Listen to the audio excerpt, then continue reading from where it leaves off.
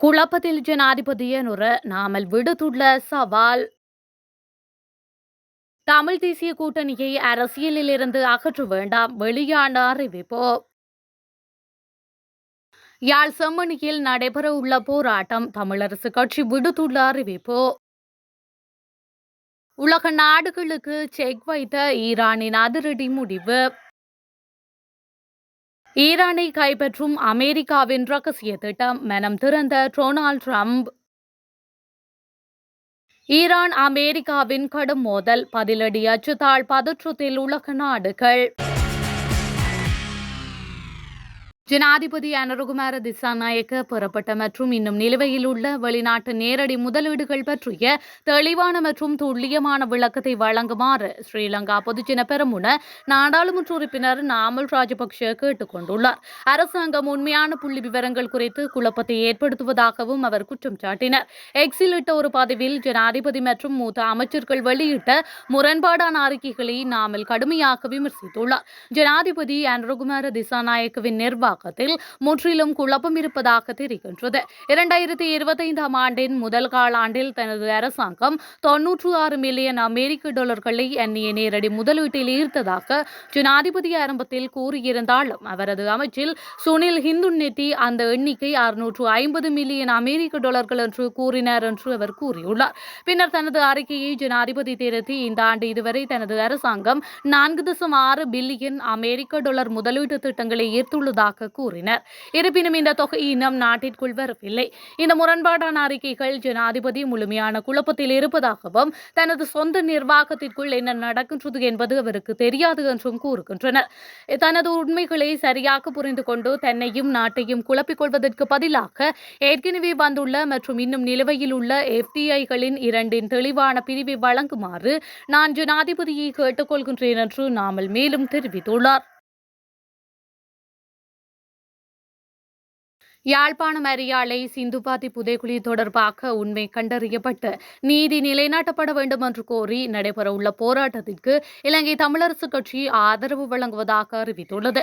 இதுகுறித்து தமிழரசுக் கட்சியின் பதில் தலைவர் CVK சிவஞானம் அறிவிப்பு ஒன்றை வெளியிட்டுள்ளார். அந்த அறிவிப்பில் யாழ்ப்பாணம் அரியாலை சிந்துபாத்தி புதைக்குழி ஆய்வு தொடர்பாக உண்மை கண்டறியப்பட்டு நீதி நிலைநாட்டப்பட வேண்டும் என மக்கள் செயல் என்ற தன்னார்வ இளையோர் அமைப்பு அணையா விளக்கு 3 நாள் கவனஈர்ப்பு போராட்டத்தை ஏற்பாடு செய்திருக்கின்றது.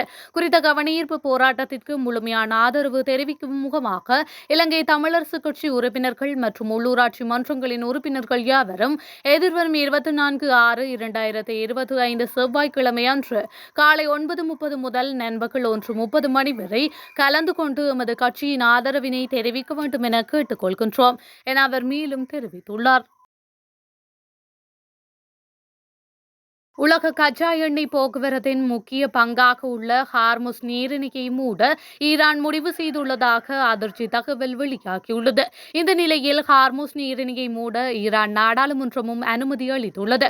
உலகம் முழுவதுக்குமான 20% கச்சா எண்ணெய் இந்த நீரிணை வழியேதான் பல்வேறு பகுதிகளுக்கு கப்பலில் கொண்டு செல்லப்படுவதால் கச்சா எண்ணெய் விலை அதிகரிக்க வாய்ப்புள்ளது.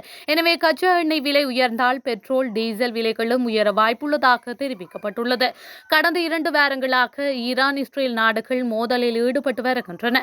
இதனிடையே அமெரிக்க ராணுவம் ஈரானின் ஃபோர்டோ, இஸ்பாஹான், நடான்ஸ் அணுசக்தி தளங்கள் மீது தாக்குதல் நடத்தியது போர் பதற்றத்தை அதிகரித்துள்ளது. இதன் அடிப்படையிலே ஈரான் உலக கச்சா எண்ணெய் போக்குவரத்தின் முக்கிய பங்காக உள்ள ஹார்முஸ் நீரிணையை மூட முடிவு செய்துள்ளமையும் குறிப்பிடத்தக்கது. வடக்கு கிழக்கில் ஜனநாயக தமிழ் தேசிய கூட்டணியை அரசியல் அரங்கிலிருந்து அகற்ற வேண்டும் என்ற நோக்கத்துடன் தமிழரசுக் கட்சியினர் செயற்படுகின்றனர் என்று முன்னாள் நாடாளுமன்ற உறுப்பினர் கோவிந்தன் கருணாகரம் தெரிவித்துள்ளார். மட்டக்களப்பில் EPRLF தலைவர் பத்மநாபனின் 35வது தியாகிகள் தின நினைவேந்தலில் கலந்து கொண்டு உரையாற்றிய அவர், உண்மையில் 35வது நினைவேந்தல் என்பது இன்றுடன் முடிந்து போவது அல்ல. காலம் காலமாக இப்படியான நினைவுகள் நினைவு கூறப்பட வேண்டிய ஒரு தேவை கட்டாயம் எங்களுக்கு இருக்கின்றது. இந்த நாட்டில் அடிமைகளாக, இரண்டாம் தர பிரஜைகளாக வாழ்ந்து கொண்டிருக்கும் தமிழினத்தின் உரிமைகளை பெறுவதற்காக அகிம்சை ரீதியாக, ஆயுத ரீதியாக போராடிய எங்களுடைய இனம் 7 சதாப்தங்களுக்கு மேலாக இன்று வரை போராடிக் கொண்டிருக்கின்றனர். இவ்வாறான ஒரு சூழலிலே போராட்ட களத்தில் ஒரு இயக்கமாக தமிழீழ விடுதலை புலிகள் இருந்தாலும் அரசியல் ரீதியாக எங்களுக்குள் ஒற்றுமை வர வேண்டும் என கடந்த கால கசப்பான சம்பவங்களை மறந்து எமது மக்களது உரிமைக்காக ஒன்றாக செயல்பட வேண்டும் என்ற எண்ணம் உருவாக்கி 2001ஆம் ஆண்டு விடுதலை புலிகளின் அனுசரணையுடன் தமிழ் தேசிய கூட்டமைப்பு என்பது உருவாக்கியது. 2009ஆம் ஆண்டு வரை தமிழ் தேசிய கூட்டமைப்பில் எந்தவிதமான முரண்பாடுகளும் இல்லாமல் இருந்தது. இந்த ஆயுத போராட்டம் மௌனிக்கப்பட்டதன் பின்பு அரசியல் ரீதியாக போராடிய கட்சிகளுக்குள் மிதவா கட்சிகளுக்குள் பிரச்சனை ஏற்பட்டு ஒரு திக்கு திசை தெரியாத நிலையிலே கட்சிகளும் மக்களும் இருந்து கொண்டிருக்கின்றனர் என்று அவர் மேலும் குறிப்பிட்டுள்ளார். அமெரிக்க ஈரானின் முக்கிய அணுசக்தி தளங்களை தாக்கியுள்ளதை அடுத்து மத்திய கிழக்கில் பதற்றம் அதிகரித்துள்ளது. குறித்த தாக்குதல் ஈரானின் போர்டோ, நத்தன்ஸ் மற்றும் இஸ்பஹான் ஆகிய அணுசக்தி தளங்களை இலக்காக கொண்டு நடத்தப்பட்டது. இந்த தாக்குதலின் மூலம் ஈரானின் அணுசக்தி திறனில் கடுமையான சேதம் ஏற்பட்டுள்ளதாக தெரிவிக்கப்பட்டுள்ளது. இந்த நிலையில் தாக்குதலின் பின்னர் உலக நாடுகள் அமைதி பேச்சுவார்த்தைகளுக்கான அழைப்புகளை விடுத்துள்ளன. இதன் அடிப்படையில் பிரிட்டன், பிரான்ஸ், ஜெர்மனி மற்றும் ஐரோப்பிய ஒன்றியம் ஜெனீவாவில் ஈரானுடன் பேச்சுவார்த்தையை நடாத்த முயன்றுள்ளனர். இருப்பினும் ஈரான் அமெரிக்காவின் இந்த தாக்குதலை எதிர்த்து அமெரிக்காவின் படையெடுப்புக்கு பதிலளிக்க தயாராக இருப்பதாக எச்சரித்துள்ளது. இந்த நிலையில் குறித்த பதிலடி நடவடிக்கைகள் மத்திய கிழக்கில் மேலும் பதற்றத்தை ஏற்படுத்தக்கூடும் என அஞ்சப்படுகின்ற நிலைமையில் உலக நாடுகள் இரு நாடுகளும் அமைதி பேச்சுவார்த்தைகளுக்கு உடன்பட வேண்டும் என்றும் தொடர்ச்சியாக வலியுறுத்துகின்றன. தற்போதைய ஈரானிய ஆட்சியால் ஈரானை மீண்டும் சிறந்த நாடாக மாற்ற முடியவில்லை என்றால் ஏன் ஆட்சி மாற்றம் ஏற்படக்கூடாது என அமெரிக்க ஜனாதிபதி டொனால்ட் ட்ரம்ப் தெரிவித்துள்ளார். தனது ட்ரூத் சோஷியல் கணக்கில் வெளியிட்டுள்ள ஒரு பதிவிலேயே அவர் மேற்கொண்டவாறு குறிப்பிட்டுள்ளார். ஆட்சி மாற்றம் என்ற வார்த்தையை பயன்படுத்துவது அரசியல் ரீதியாக சரியானதல்ல. ஆனால் தற்போதைய ஈரானிய ஆட்சியால் ஈரானை மீண்டும் சிறந்த நாடாக மாற்ற முடியவில்லை என்றால் ஏன் ஆட்சி மாற்றம் ஏற்படக்கூடாது என ட்ரம்ப் தனது பதிவில் கேள்வி ஒன்றை எழுப்பியுள்ளார். அத்துடன் தனது பதிவில் MIGA என்றும் குறிப்பிட்டுள்ளார். இது மீண்டும் அமெரிக்காவை சிறந்த நாடாக மாற்றுவோம் என்னும் ட்ரம்பின் கோஷத்தினை ஒத்ததாக உள்ளது. அதாவது ஈரானை மீண்டும் சிறந்த நாடாக மாற்றுவதை குறிக்கும் வகையில் மேக் ஈரான் கிரேட் அகைன் என அவர் குறிப்பிட்டுள்ளார். இந்த நிலையில் இந்த பதிவினால் ட்ரம்ப் மறைமுகமாக ஈரானை அமெரிக்காவின் கட்டுப்பாட்டிற்குள் கொண்டு வந்து ஆட்சி மாற்றத்தை ஏற்படுத்த வேண்டும் என்பதை தெரிவிக்கின்றாரா என சர்வதேச ரீதியில் குழப்பம் எழுந்துள்ளது. இலங்கை ராணுவத்திற்குள் தனிப்பட்ட பழிவாங்கல்கள் நடைபெறுவதாக அண்மை காலமாக முன்வைக்கப்படும் குற்றச்சாட்டுகளை ராணுவ தலைமையகம் மறுத்துள்ளது. இது தொடர்பாக ராணுவ தலைமையக ஊடக அறிக்கை ஒன்றை வெளியிட்டுள்ளது.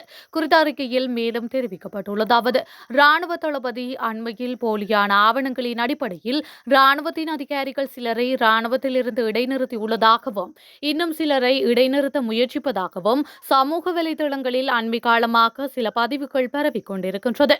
ராணுவத்திற்கு அவ்வாறான சம்பவங்கள் எதுவும் நடைபெறவில்லை என்பதுடன் இது போலியான தகவலாகும். அத்துடன் ராணுவத்திற்கு அபகீர்த்தி ஏற்படுத்துவதற்காக மூன்றாம் தரப்பு ஒன்றின் பின்னணியில் இந்த பொய் பிரசாரம் மேற்கொள்ளப்பட்டு வருவதாகவும் ராணுவ தலைமையகம் விடுத்துள்ள அறிக்கையில் தொடர்ந்தும் குறிப்பிடப்பட்டுள்ளது.